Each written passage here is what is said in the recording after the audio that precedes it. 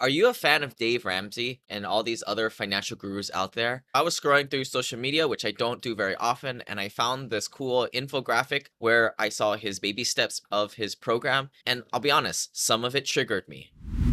Now, I'm going to be breaking down a list of 6 baby steps of Dave Ramsey's program, and I'm going to be calling it out what I see right and what I say wrong. My name is Lane Kawaoka. I am the author of The Wealth Elevator, a book targeted towards accredited investors. Now, first off, I like Dave Ramsey. I actually met him earlier this year at an event. And I like where he comes from, right? He's out there to help out the masses. And unfortunately, most people out there don't make $100,000 or more a year. They don't have $1 million net worth, and they're a little bit younger financially, trying to get out of debt, some people. The way I've structured my book, there's different floors of the wealth elevator.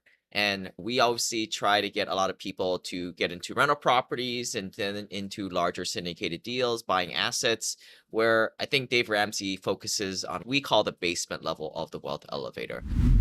Okay, Dave Ramsey baby step 1. Save $1,000 of your money for a starter emergency fund. Now, first off, I like this idea for the beginning investor, somebody just getting out on their feet. In reality, where a lot of people get hurt is they run low on cash and they have to do those payday loans, or in a way, when playing Monopoly, you run out of cash, you got to mortgage the properties at 50 cents on the dollar. So having $1,000 as a starter emergency fund makes a lot of sense. But it speaks to where a lot of this advice is going to, right? People getting started. For most of our investors, their starting emergency fund is basically what they float on their checking account, credit cards in a 1 to 2 month basis. And most of our folks are making $20,000 to $30,000 per month and might need at least $20,000 in their emergency savings account. Some people who are a little bit more conservative might feel comfortable with 2 to 3 months of an income if they were to lose their job. For a lot of folks with college degrees, they're somewhat transferable to finding a new job, and it's a pretty liquid job market, especially for good high performers in the workplace. But having that ability to just sit around for a month or two not doing anything gives people that peace of mind. And as opposed to regular people who have to worry about a $500, $2,000 car bill that comes up if their car breaks down, accredited investors aren't driving beat up cars that are older than 5 years. Their form of gotchas out there might be a $10,000 to $20,000 family vacation that they might just swipe on their credit card. They gotta cover that in their checking account.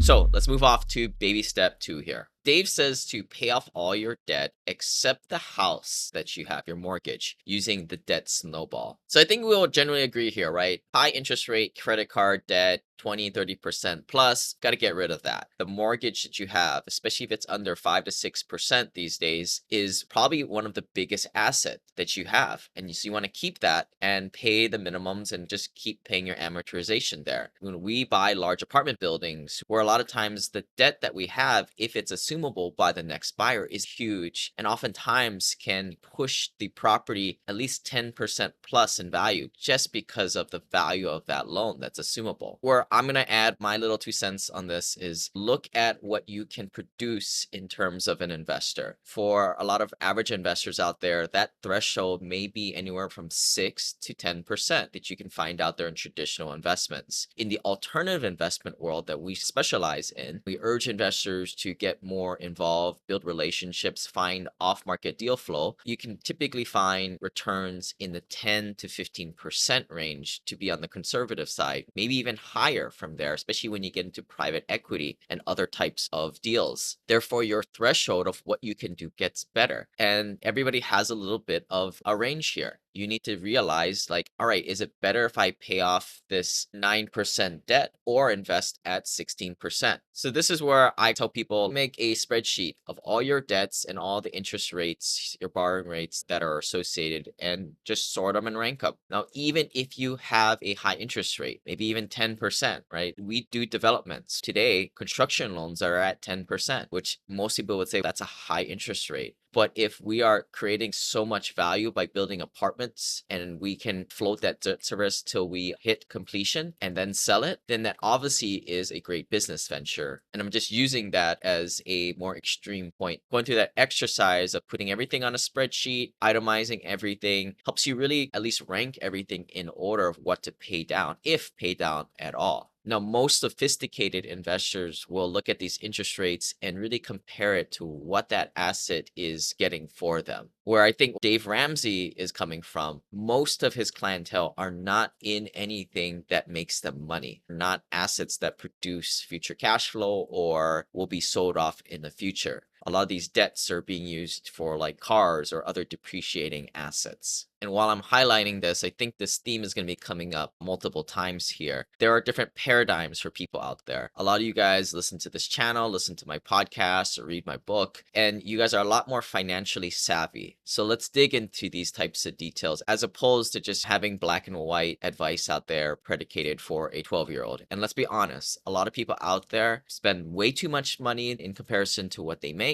and are somewhat adolescent in terms of financial skills.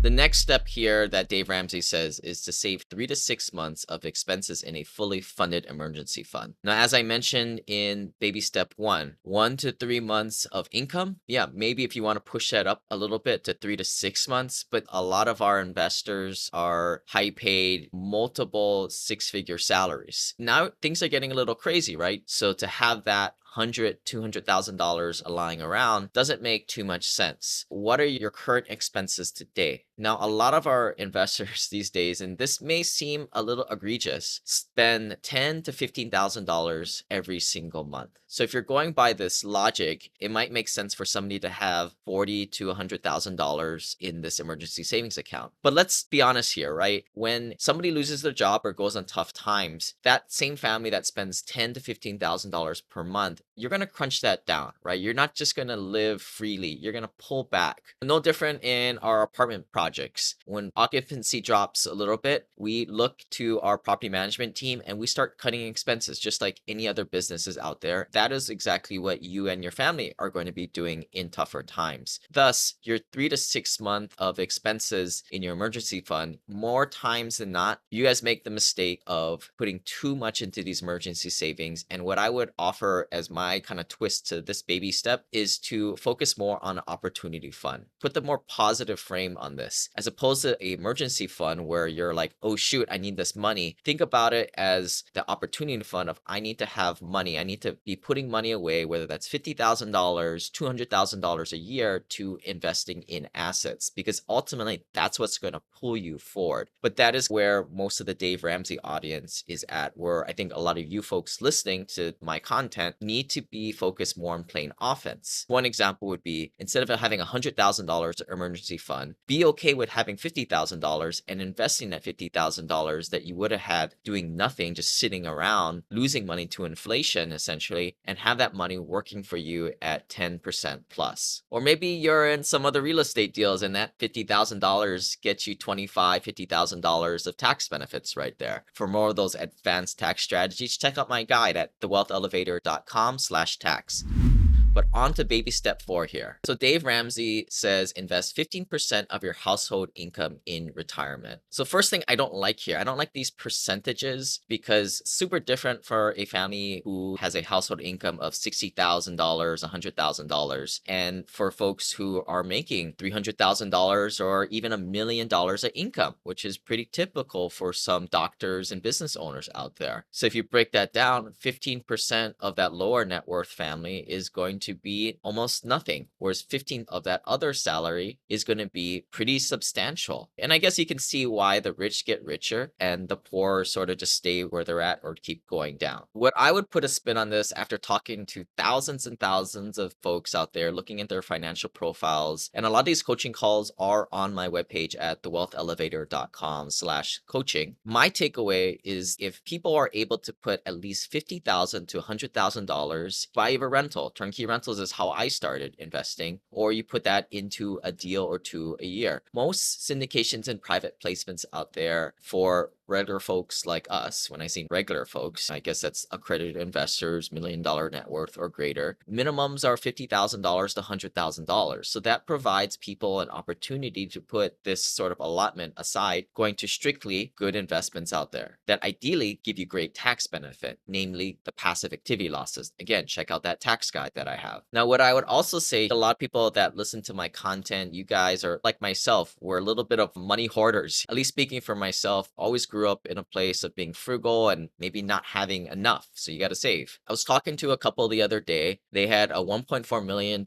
net worth and they were making $400,000 per year. These guys were able to save $150,000 a year. And I just felt from the conversation that they were just maybe saving a little bit more than they needed to. In this case, these guys were already on the second floor of the wealth elevator at a great pace. They were in their early 40s. And as far as I'm concerned, they should be on cruise control. And I told them, hey guys, maybe just lighten it up. If you guys can save just $100,000, of course, put that into investments. Relax. You guys are doing well. Maybe think of it as you got a 30-point lead in the third quarter of a basketball game. Have a little fun, right? We're not there yet. We probably need to get you guys to $3-4 million, but you're definitely on the flight path. So enjoy the ride. And this is a mistake that I saw for myself personally in my 20s. I didn't know at the time, but I was well ahead of a great pace to be able to retire decades earlier than most people of my cohort. So for you out there, you may only need to save $100,000 out of your salary to go to these types of investments out there, and the rest, have a little fun. Take that $20,000 vacation. For a lot of folks who are already on the second floor of the wealth elevator, money is not as valuable as time. There becomes a point. I had the author of Die with Zero, Bill Perkins, on my podcast a couple of years ago, and we discussed a lot of these types of concepts. I always feel like when somebody gets to $2.5 million,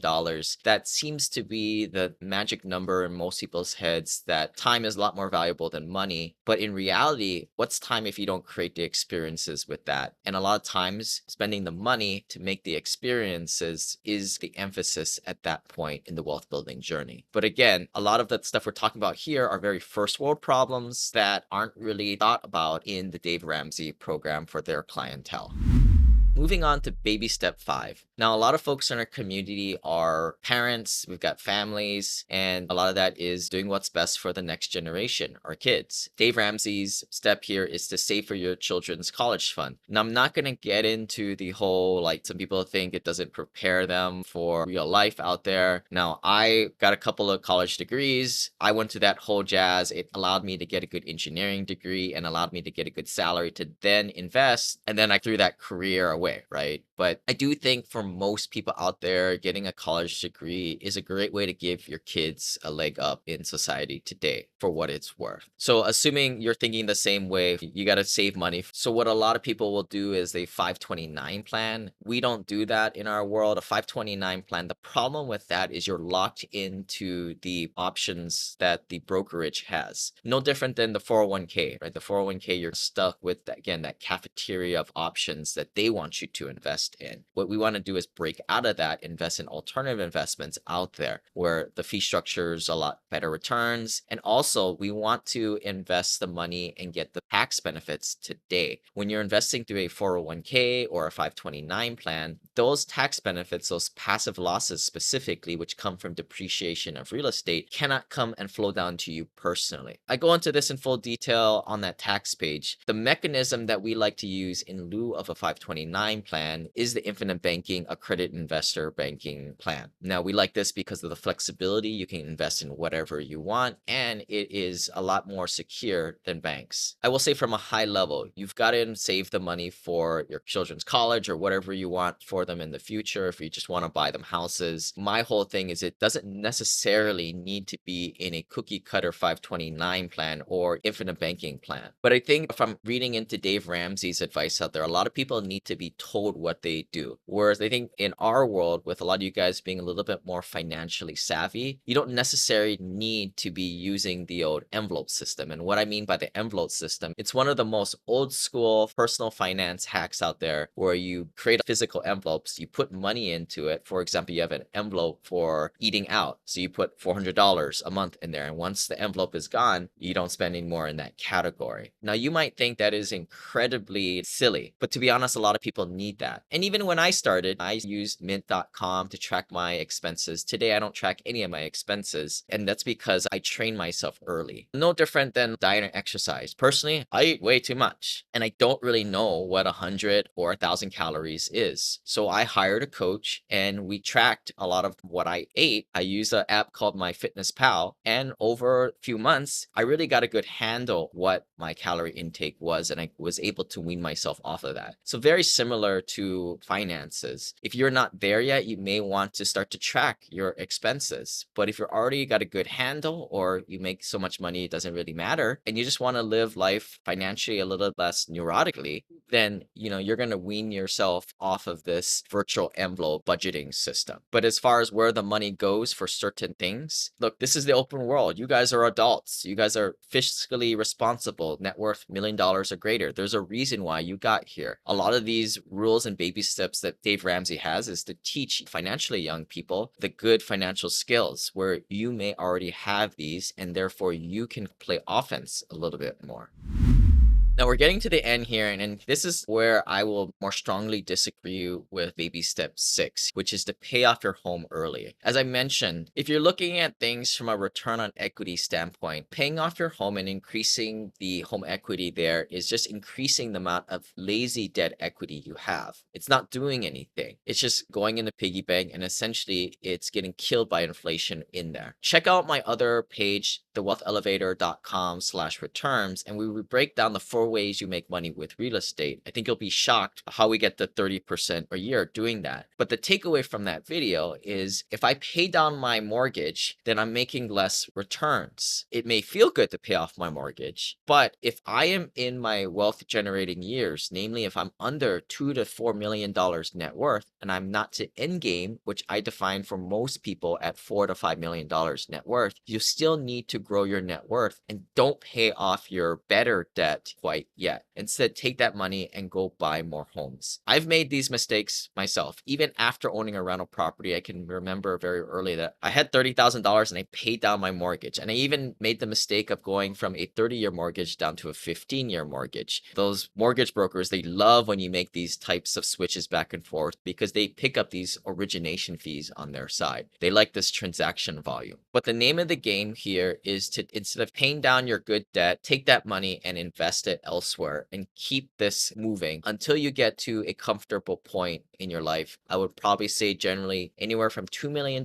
net worth to $5 million net worth might be that stage. And at that point, we have folks like that in our mastermind group who've hit that stage, retired from their job. And at that point, they may come back to more traditional investments from alternative. But without going into alternative investments to begin with, you're not going to really get there in a reasonable amount of time. Just speaking for myself, real estate and alternative investments is how I got here. In my 20s, I would save $50,000 to $100,000 every single year, and it would go completely to real estate. And now I'm diving into what's behind the curtain here, which you don't see with a lot of people. But if you looked at my asset allocation mix, I was 90%, 100% in rental properties in my 20s, which are alternative investments. Now take a look at your portfolio. If you're under $1 million net worth, you got to get that alternative investment percentages up. There's nowhere else you're going to get the better returns and the great tax benefits you are going to get in alternatives to get your net worth higher. I've got a cool pull-out chart in my new book, The Wealth Elevator, to give you some general guidelines. But I guess what I'm looking for most of my investors, just like Dave Ramsey is creating these baby steps for his folks, is when you're starting out, most people will just do 10 to 20% of their net worth into alternative investments. Do that for the first year or two. But then you need to increase that based on where your net worth is and what your risk tolerance is. And to use a better term, what you want much as your risk exposure. Look, you can't have both. You can't have no risk and have a higher net worth acceleration. But if that means 50% of your net worth needs to be in alternatives to get you from $1 million to $3 million,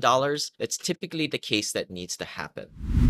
The last step here that Dave Ramsey preaches is baby step number 7, which is build your wealth and give it away. Now, I think there's a lot of great best practices out there that I've heard, such as the 10% rule, where you take 10% of your cash flow and you give it away. Great for setting this up with kids, right? You might give them allowance and they tithe 10% away. That said, a counterpoint to that is if you're somebody out there who is judicious with your money, saving it, maybe it's better that you save that 10% and then tithe it in the future. I'm not going to say which one is right or wrong morally. Personally, I'm taking a lot of my money these days and putting it back into the curriculum for free resources for you folks because this stuff changed my life. And as we say in the wealth elevator, we always want people, and myself included, to send the elevator back down for others. So a lot of people in our community, and I try to model this myself, try to help out the new people who walk in this path. And whether you're still in the Dave Ramsey world with these baby steps or getting into the wealth elevator world, welcome. We're here to help. If you guys need anything, let us know. team@thewealthelevator.com if you have any questions, or put it into the comment section below. And if you have any Dave Ramsey fans out there and you wanted to help them get off of that program, maybe send them this video. We'll see you guys next time.